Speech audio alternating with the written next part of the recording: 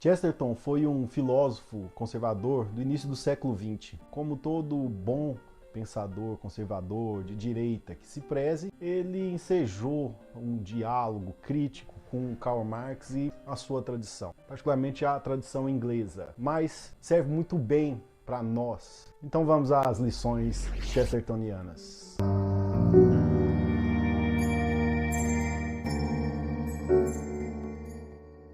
Olha, nesse vídeo a gente vai ter que gastar um tempinho falando do Marx. Até porque, realmente, muitas críticas que são feitas ao Marx, aos progressistas e esquerdistas e coisas nesse sentido, muitas vezes são espantalhos, não são bem fundamentadas. Então, para que ninguém acuse a gente de não ter representado Marx corretamente, a gente vai passar um tempo citando diretamente Karl Marx para fundamentar nossa crítica. Então, se você se garante, fala, não, eu tenho certeza, conheço muito bem esses assuntos de Marx e tudo de Marx e tal, quero ver o Chesterton, então você pode pular, eu vou colocar aqui a barra de capítulos, você vai para os capítulos que eu começo a falar do Chesterton. Bom, vamos lá então, marxismo. Essa crítica em específico que a gente vai fazer está baseada basicamente e principalmente no livro Ideologia Alemã, de Karl Marx, em parceria com seu amigo Engels. Mas mesmo dentro desse livro a gente vai ter que fazer um recorte para entender especificamente onde o Chesterton vai bater. E a gente vai falar, portanto, do que a gente chama de materialismo histórico. Então vamos ver algumas passagens dos autores alemães para a gente entender direitinho o que quer dizer esse primeiro termo, materialismo. A primeira delas vai assim: a produção de ideias, de representações, da consciência está inicialmente entrelaçada diretamente na atividade material e no intercurso material dos homens, a linguagem da vida real. O representar, o pensar, o intercurso intelectual dos homens aparecem aqui ainda como emanação direta de seu comportamento material. O mesmo se aplica à produção intelectual, tal como ela se apresenta na linguagem política das leis, da moral, da religião, da metafísica, etc., de um povo. Os homens não são os produtores de suas representações, suas ideias, etc., mas homens reais, ativos, condicionados por um desenvolvimento determinado de suas forças produtivas e do intercurso a estas correspondentes, alcançando suas formações mais avançadas. Bom, o que a gente precisa entender daqui é o seguinte: tudo que a gente pensa, todas as nossas ideias, todas as nossas concepções, crenças, opiniões, enfim, tudo que ocorre na sua mente é produto das relações do homem com a matéria, com o mundo material, particularmente para eles, com a produção material. Ou seja, para eles, o que você pensa, moral, leis, religião, filosofia, ideias sobre metafísica, todas as suas ideias são, no final das contas, o quê? São uma emanação direta, um produto direto das formas de produção de meios de subsistência do homem. O que isso quer dizer? O que você, no ambiente que você está, no ambiente que você nasceu e cresceu e se desenvolveu, produz para comer, para se abrigar, coisas nesse sentido, roupas, alimentos, enfim, proteção, as coisas em que você e a sociedade em que você está produzem para a manutenção da vida, essas são as condições materiais, e essas coisas não influenciam meramente o pensamento, mas determinam inequivocamente o seu pensamento. O que isso quer dizer? Quer dizer que uma pessoa só pensa o que ela pensa, só tem essas ideias sobre se isso é certo, se aquilo é errado, só acredita nessa ou na outra religião ou em nenhuma, tem essas e aquelas outras opiniões sobre política, você só gosta de um filósofo ou de outro por causa das condições materiais em que você está inserido. Agora veja, ao lidar criticamente com essa afirmação desses autores, a gente não quer dizer que essas coisas não influenciam. É claro que elas influenciam. É claro que aquilo que você tem para comer, a forma como você produz é importante para eles, a forma como você produz, o tipo de trabalho, enfim, essas relações com o mundo, elas ensejam de fato pensamentos, questões e assim por diante. Entretanto, para esses autores, eu devo ressaltar, não há uma mera influência, ensejos de pensamento, mas uma determinação. Portanto, os seus pensamentos são um produto da condição material em que você está. Para deixar isso mais claro ainda, vamos dar uma olhada em mais uma citação.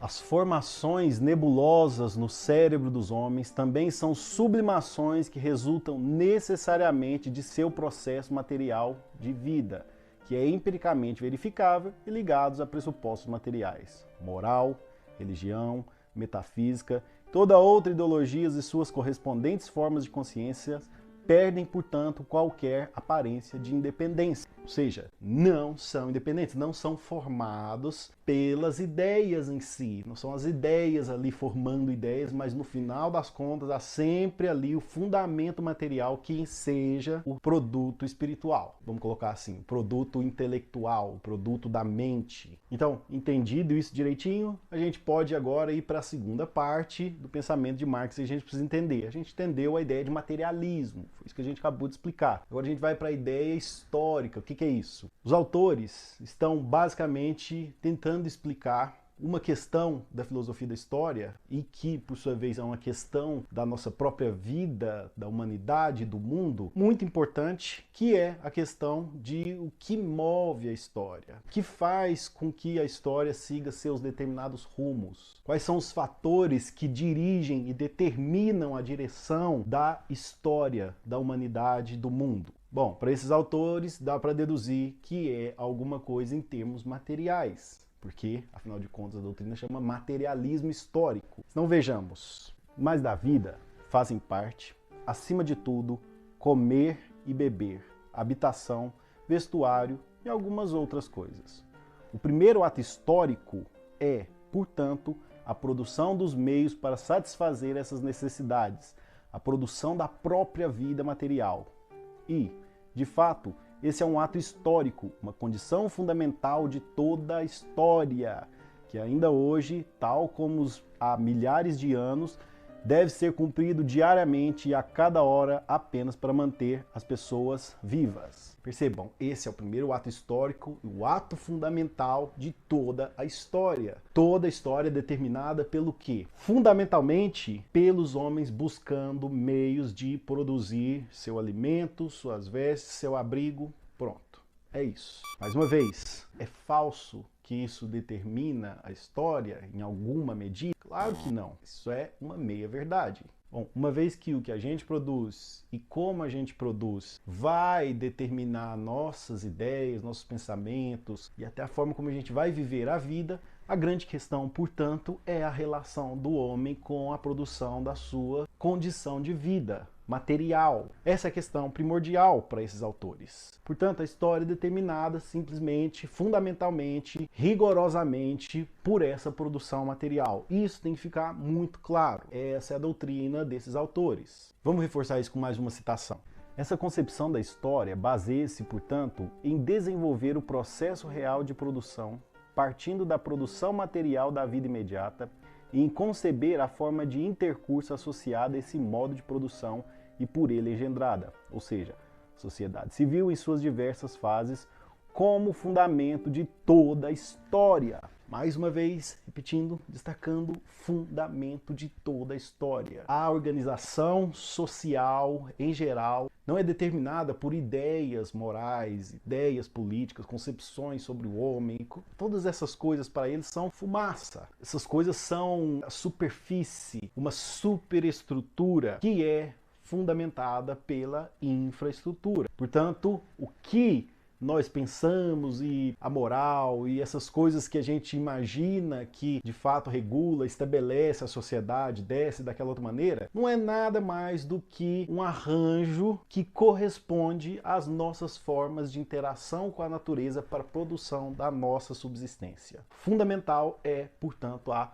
subsistência. Esse é o fundamental para esses autores e essa passagem deixa isso mais claro. Para deixar isso ainda mais bem fundamentado, vamos ter paciência e ler mais um trecho de Karl Marx. Diferente da visão idealista da história, essa visão materialista permanece constantemente no solo real da história, não explica a prática a partir da ideia, mas explica a formação de ideias a partir da prática material e chega, assim, à conclusão de que todas as formas e produtos da consciência não podem ser dissolvidos por críticas intelectuais, por sua dissolução em autoconsciência ou transformação em assombrações, fantasmas, manias, etc., mas somente pela derrubada prática das condições sociais efetivas que deram origem a essas bobagens idealistas. Não a crítica, mas a revolução é a força motriz da história. Ou seja, para as coisas mudarem, para a história mudar, para o mundo mudar, não adianta debater ideias. Debater ideias é lidar só com os sintomas, mas nunca com a causa. Para esses autores, o que você precisa é de revolução.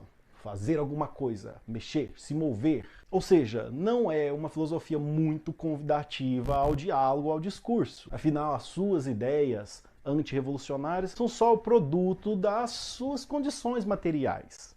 Por isso, o que é preciso fazer para a história se mover é que os homens hajam buscando as melhores formas de produção das suas condições de subsistência.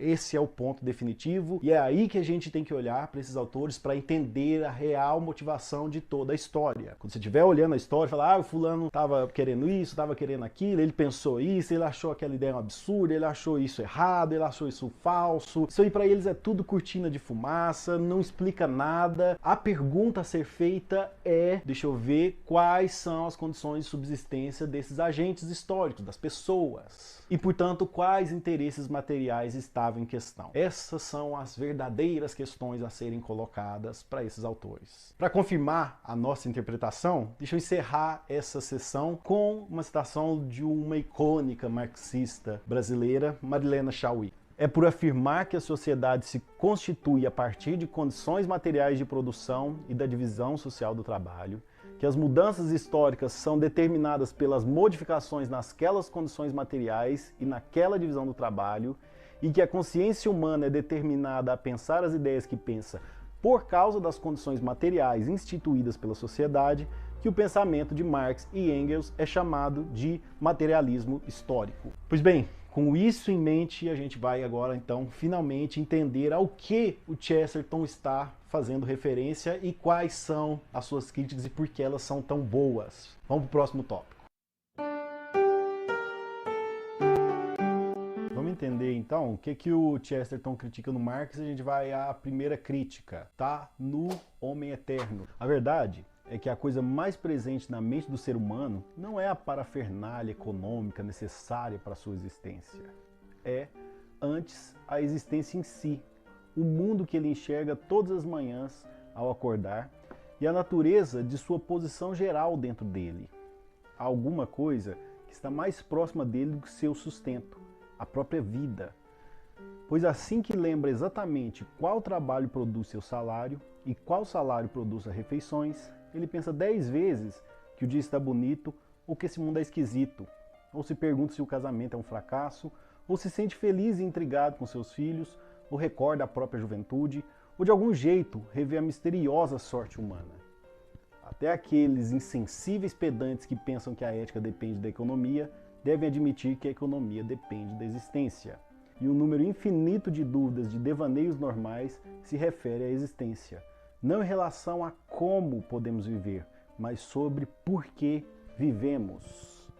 As pessoas demandam, antes de mais nada, um significado, um sentido para a vida. A primeira crítica que o Chesterton faz, portanto, ao Marx é de cunho existencial. As pessoas querem subsistir, querem bens, querem coisas nesse sentido, mas, no final das contas, o que move o homem, antes de mais nada, é o sentido da vida. Tanto é que pessoas repletas de bens materiais, muitas vezes, abrem mão da própria vida. Por quê? Porque ter bens materiais não lhes é suficiente. Portanto, antes de nos preocuparmos com o como viver, nossa preocupação primordial é o porquê viver. Quando Chesterton salienta isso, ele lança luz para um aspecto muito interessante. De fato, o como viver só ganha significado, só tem alguma importância depois que a gente decide o porquê viver. Afinal de contas, essa é uma sequência lógica. Se eu não tenho um motivo para viver, eu não vou me preocupar em como viver. Mas por ter algum motivo, por ansiar e buscar algum motivo para viver, é que a gente configura o nosso como. As nossas escolhas, inclusive, do como nós vamos viver, quais profissões, qual tipo de trabalho, quais tipos de sacrifícios, esforços, quais gastos, coisas nesse sentido, todos estão vinculados a esse sentido essencial da vida. É claro que, de repente, uma pessoa com situação econômica muito difícil, passando por muitas dificuldades, em alguma catástrofe, alguma coisa assim, a pessoa pensa ali em viver. Ela está buscando um meio de subsistência primeiro. Entretanto, se ela consegue, se ela alcança um meio de subsistência, mas logo ela não tem um sentido para a vida, aquilo meio que perde a graça, perde o seu sentido. Portanto, não basta simplesmente que o homem decida como viver, como produzir, como lidar com esse subsídio material para a manutenção da vida. Porque a questão premente é o porquê viver. Essa é a primeira crítica e ela é muito importante. Ela ataca elementos essenciais do materialismo histórico. O materialismo histórico tem que fazer o homem depender primordialmente das suas condições materiais, da produção de meios de subsistência. E é assim que a história se move. Entretanto, se o Chesterton estiver correto, e eu acredito que está, são ideias que povoam a nossa mente e nos dão este ou aquele significado para a vida. Portanto, isso devolve de novo para o campo das ideias a primazia na determinação da condução histórica. Vamos à segunda crítica, então? Mas antes, claro, se você está até aqui, se você gostou, está gostando desse conteúdo, dá um like no vídeo, isso ajuda a gente a continuar produzindo os vídeos aqui. Então, se você está achando que tem uma qualidade bacana, dá um like aí que você ajuda a gente a continuar, ok? Vamos então para o nosso segundo tópico. No livro Tremendas Trivialidades, Chester ele conta uma história num dos capítulos, né, um dos contos. Ele fala assim que ele estava observando a copa das árvores balançando com o vento. E aí ele se lembrou de um episódio em que uma criança, né, num determinado momento, num determinado lugar, uma criança estava sendo também incomodada pelo vento. E o vento batia, o cabelo dele bagunçava, batia no rosto dele, e ele começou a ficar bastante irritado. E ele via as árvores se mexendo, e aí ele pediu para a mãe dele para ela danar, brigar com as árvores, para elas pararem. E aí, consequentemente, na mente dele, isso ia parar o vento.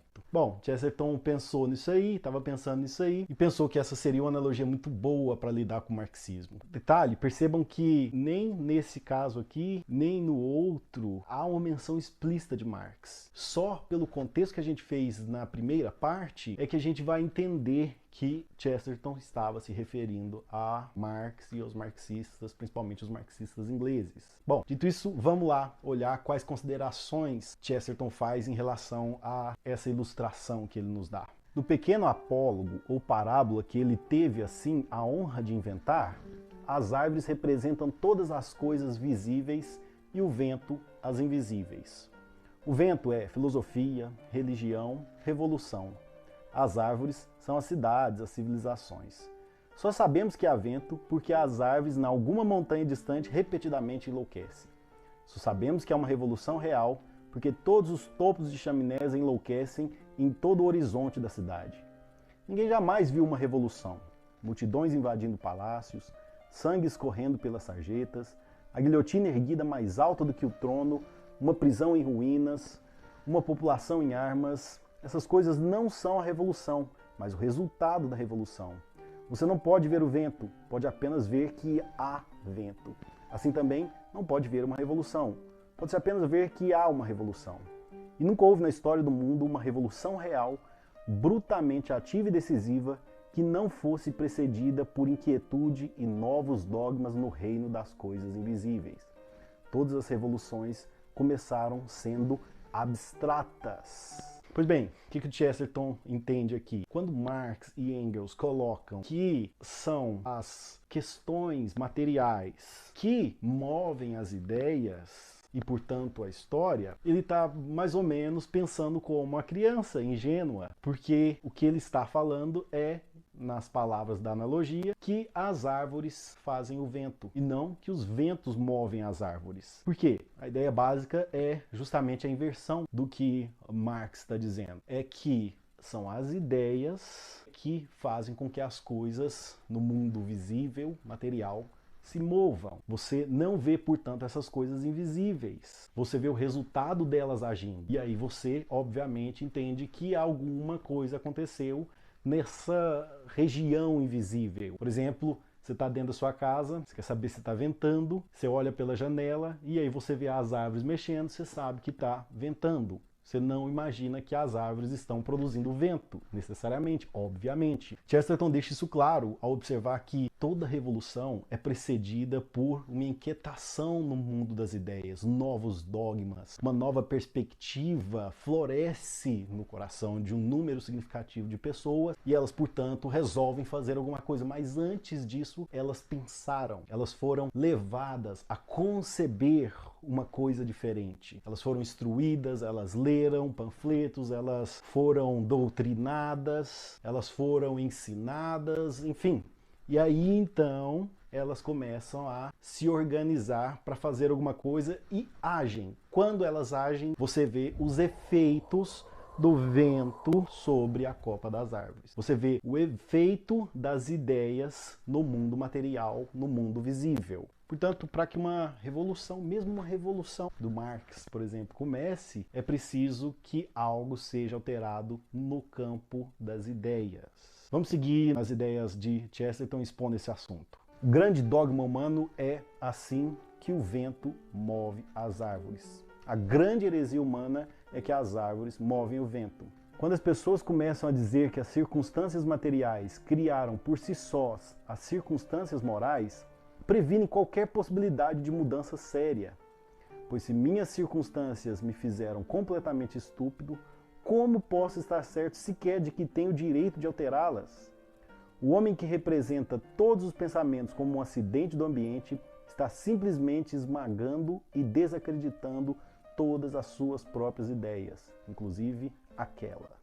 Bom, Chesterton expõe algumas coisas muito interessantes aqui. Deixa eu começar falando de uma delas, que é mais rápida, que é uma coisa que eu não vou falar. A última frase que ele coloca é que as próprias ideias acabam sendo desacreditadas se elas são todas produtos da matéria. Esse assunto Chesterton menciona, trabalha ele um pouco, o C.S. Lewis também vai trabalhar ele muito. Hoje em dia, Alvin Plantinga é um filósofo que tem desenvolvido muito bem essa ideia. Então, se inscreva no canal, ative o sininho, porque mais cedo ou mais tarde eu vou trazer um vídeo apresentando justamente esses conceitos. Acredito que possa interessar muitos de vocês aí que estão vendo isso, e é uma crítica fundamental e fenomenal para descartar a plausibilidade do marxismo, do materialismo, do ateísmo em si. Mas o que eu quero trazer dessa citação aqui? Se uma pessoa ela nutre ideias tolas, idiotas, que não se encaixam com a realidade, pela perspectiva dos alemães, Marx e Engels, essas ideias tolas que a gente vê e fala, nossa, que coisa boba, elas foram naturalmente geradas nesses indivíduos que nutrem essas ideias e eles até as percebem como ideias interessantes. Se esse é o caso, como é que o indivíduo com ideias revolucionárias sabe que as ideias dele não são ideias tolas, geradas naturalmente nele, mas que todas as outras pessoas percebem como ideias irreais, ideias que não condizem com a realidade, ideias perigosas que vão dar resultados horríveis? Não dá para saber. De fato, qualquer ideia vai ser igualmente plausível e igualmente implausível. Afinal, todas elas foram geradas, inclusive em termos de convicções, de maneira natural, materialmente determinadas na mente do indivíduo. Portanto, não há como nem mesmo considerar a plausibilidade de ideias revolucionárias e aderir. Como eu disse, no final das contas não é plausível aderir a ideia alguma, mas esse é um assunto que nós exploraremos em outro vídeo. Então, vamos seguir a outra crítica do Chesterton ao Marx. há uma saída, um escape que o marxista, um materialista histórico pode pensar. É que as ideias revolucionárias surgem de maneira natural também. Portanto, para eles não são as ideias que moveram a revolução, coisa desse tipo. Na verdade, as ideias revolucionárias surgiram natural e necessariamente por causa daquela configuração material. Essa é, aparentemente, uma boa saída. E devolve a primazia ao princípio material que Marx e Engels estão defendendo. Será que isso é mesmo plausível? Chesterton observa o seguinte: há pessoas que protestam que todos os grandes motivos históricos foram econômicos e depois têm que gritar a plenos pulmões para induzir a democracia moderna a atuar por motivos econômicos. Os políticos marxistas radicais da Inglaterra apresentam-se como uma pequena e heróica minoria, que tenta em vão induzir o mundo a fazer o que, de acordo com sua teoria, o mundo sempre faz. A verdade é, evidentemente, que haverá uma revolução social no momento em que as coisas deixarem de ser puramente econômica. Nunca se pode ter uma revolução para estabelecer uma democracia. É preciso haver uma democracia para haver uma revolução. O Chesterton graceja no final desse parágrafo que toda revolução ela já é precedida por uma democracia e não que uma revolução estabelece uma democracia. Por quê? Porque os homens têm que votar por si mesmos, eles têm que dar anuência, concordar que é melhor que as coisas mudem e que eles devem agir dessa forma para que as coisas mudem. Portanto, se os homens precisam anuir, se os homens precisam concordar, todos eles, isso já é, de certa forma, uma manifestação democrática. Portanto, a democracia não pode ser estabelecida pela revolução, mas ela precede a revolução e depois se torna oficialmente estabelecida. Bom, mas vamos ao aspecto principal do argumento aqui, que é o seguinte: se as pessoas necessariamente são determinadas pelo princípio material, ou seja, pelas condições materiais, isso quer dizer que elas vão pensar aquelas coisas, vão naturalmente conceber aquelas ideias. E a revolução é uma ideia. Isso quer dizer que as pessoas em determinadas condições materiais naturalmente vão conceber a revolução. Elas vão entender que precisam mudar aquela situação, vão cogitar um projeto revolucionário e assim por diante. Então essas ideias revolucionárias nascem dessa configuração material. Pois bem, se esse é o caso, então naturalmente vai surgir uma classe revolucionária e ela vai fazer as coisas e assim por diante, vai implantar a revolução delas e... Pois bem, o que o Chesterton observa? Há uma contradição gritante aí. Se as pessoas naturalmente vão ser revolucionárias e vão pensar em ideias revolucionárias, não é preciso que alguém argumente e ensine isso para elas. Com efeito, o fato dos intelectuais marxistas tentarem convencer as pessoas a aderirem à revolução, justamente as pessoas que já seriam revolucionárias por si mesmas, por um efeito das próprias condições materiais, evidencia uma grande contradição. Na melhor das hipóteses, trata-se de uma paralaxe cognitiva, ou seja, eles acreditam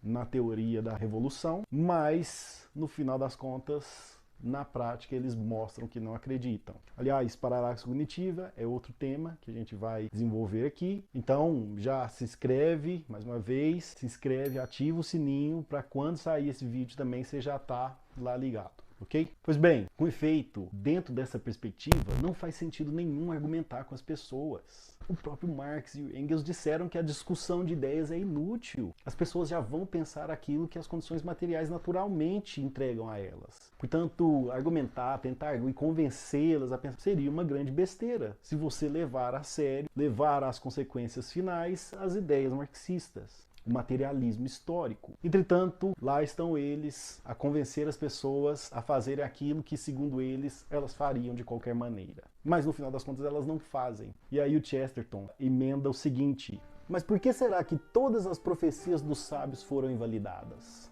E por que será que o destino dos homens tomou um curso tão decisivo e diverso? Ora, pelo fato muito simples de que a raça humana se compõe de muitos milhões de seres bípedes relativamente bem dispostos e razoavelmente infelizes que nunca leram livro algum e, com certeza, nunca ouvem falar de nenhuma previsão científica. Se, então, esses indivíduos agem em contradição com o esquema que a ciência previu para eles, há de se desculpá-los. pecam por ignorância, não têm ideia de que estão evitando o que era tido por inevitável. Essa ironia, esse humor de Chesterton faz ele ficar bastante famoso, e é um raciocínio agudo, muito preciso. De fato, as pessoas não sabiam que elas deveriam ser revolucionárias. Elas não sabiam que, naturalmente, as próprias condições materiais fariam delas indivíduos abertos à revolução e que eles mesmos formulariam ideias revolucionárias. E por isso, no final das contas, eles acabaram não fazendo aquilo que essa previsão do socialismo científico dizia que eles fariam. Obviamente aqui, na própria prática, no concreto, no real, evidencia-se a falsidade da teoria. Porque se ela fosse verdadeira, as pessoas abraçariam a revolução, elas mesmas seriam revolucionárias e assim por diante. Tanto é que, em vários aspectos, isso foi algo que foi revisado pela nova esquerda, pelo pensamento marxista mais próximo de meados do século XX, porque eles tiveram que explicar o porquê dos homens não terem se tornado revolucionários como previu Marx. Porque as classes inferiores, os trabalhadores, acabaram se tornando conservadores, de direita,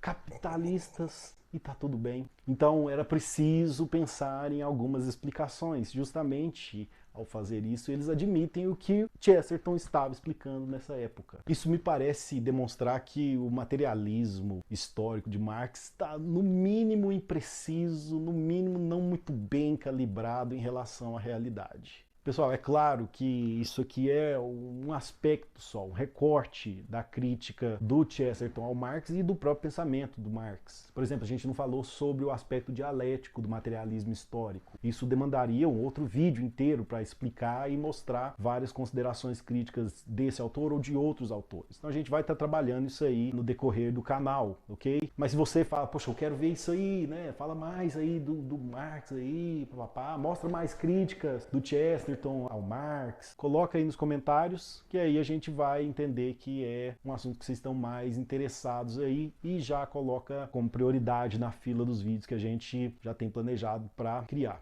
ok? Pessoal, deixa eu interromper aqui a nossa sequência de raciocínio só para falar rapidamente do Instituto Burke. Vai ficar o link aqui na descrição, você vai lá, abre o link, só para você ver, você não vai pagar nada, isso não vai fazer você necessariamente contratar. Ok? Você vai abrir lá e aí você vai ver os cursos. Clica lá em cada um dos cursos, vai te falar quem é o professor, né? Muitos deles a gente conhece, né? Tem muita figurinha ali bem conhecida. Vai te falar a ementa, vai te falar assim, olha, a gente vai falar sobre isso aqui, vai falar sobre isso aqui por tantas horas. E você assinando, você tem ali a disponibilidade de todos aqueles cursos, faz o que te interessar mais. E há muitos cursos, portanto, você vai olhar lá, de repente você não quer ver muita coisa sobre direito e leis e tal, mas você quer ver sobre filosofia, você quer ver sobre sociologia, ciência política, tudo com essa perspectiva conservadora, cristã. Então dá uma olhada, vai valer muito a pena. Mais uma vez, eu recomendo o Instituto Burke.